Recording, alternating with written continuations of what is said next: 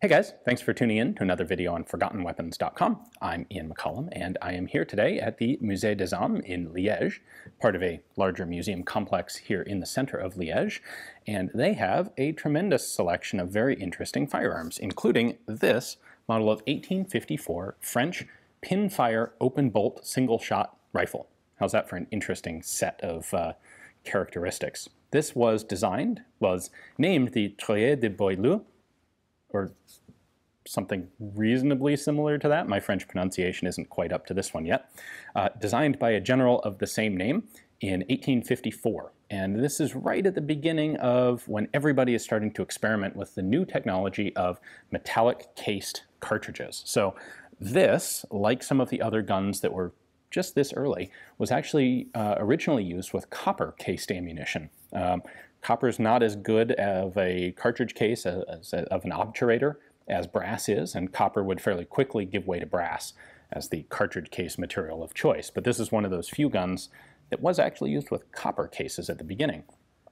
And it was also used with pinfire ammunition. So a pinfire cartridge, if you're not familiar with it, is basically think of a rimfire cartridge, plus it's got its own built-in firing pin. So there is a priming compound on the inside of the brass case, and there is a little pin, brass or earlier copper, pin that sticks out the edge of the case where the rim would be, and to fire the cartridge, you hit that pin, it slides up into the body of the cartridge, hits the priming compound, and detonates the cartridge.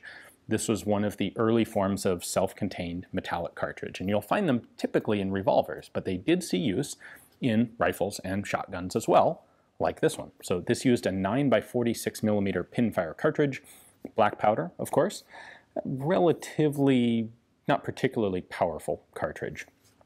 But this is a rifle that was submitted for French military consideration. There were a bunch of experimental rifles being looked at this time period, and this is one that actually saw a little bit of adoption. So before we talk about who actually used it, let's take a look at how this thing works and how you get an open bolt pinfire rifle.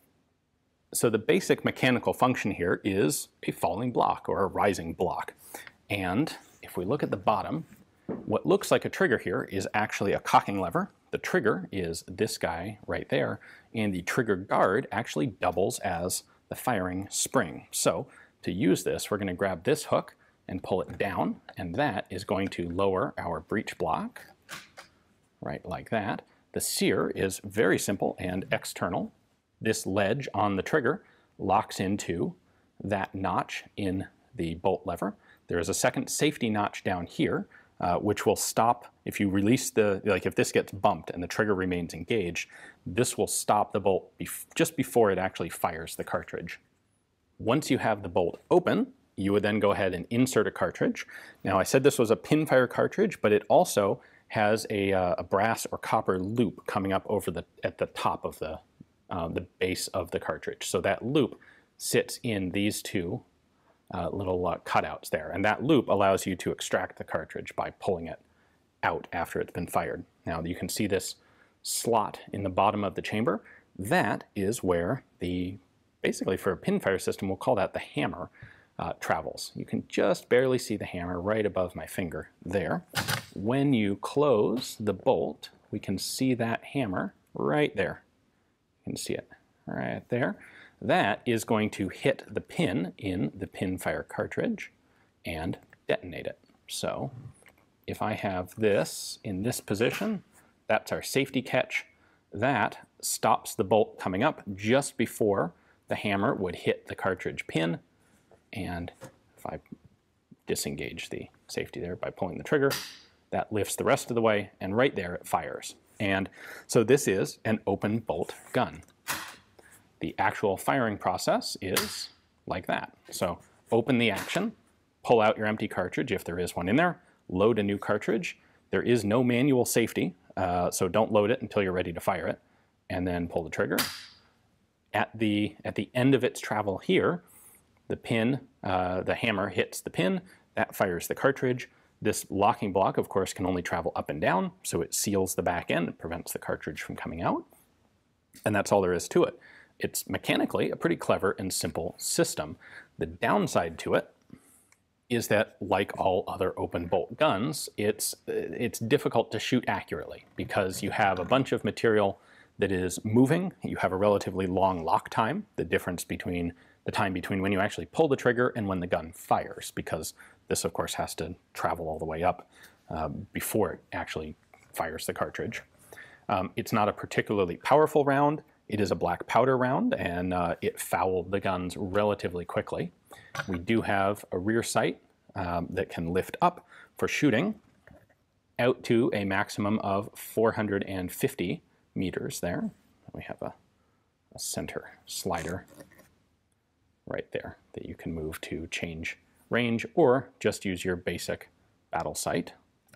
We have no significant markings except for a few little proof marks here on the right side of the barrel and action.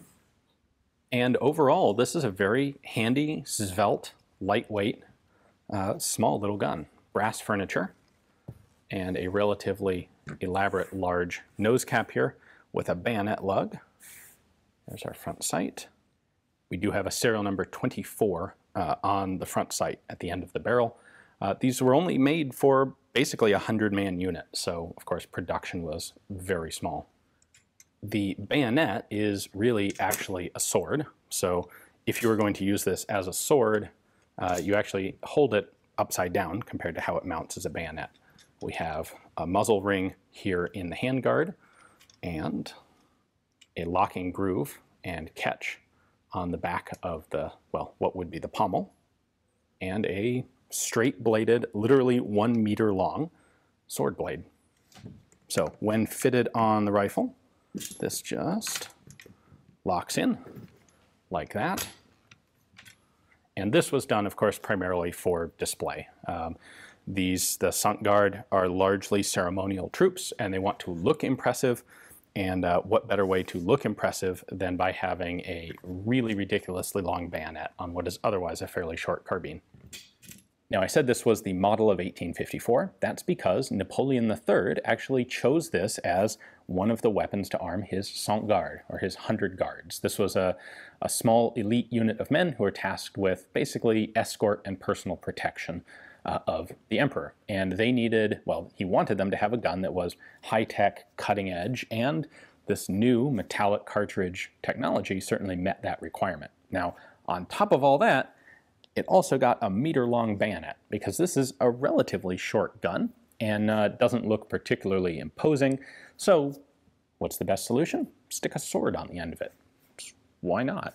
So I have this displayed here with the bayonet separated from the rifle because it is way too long to fit on my table.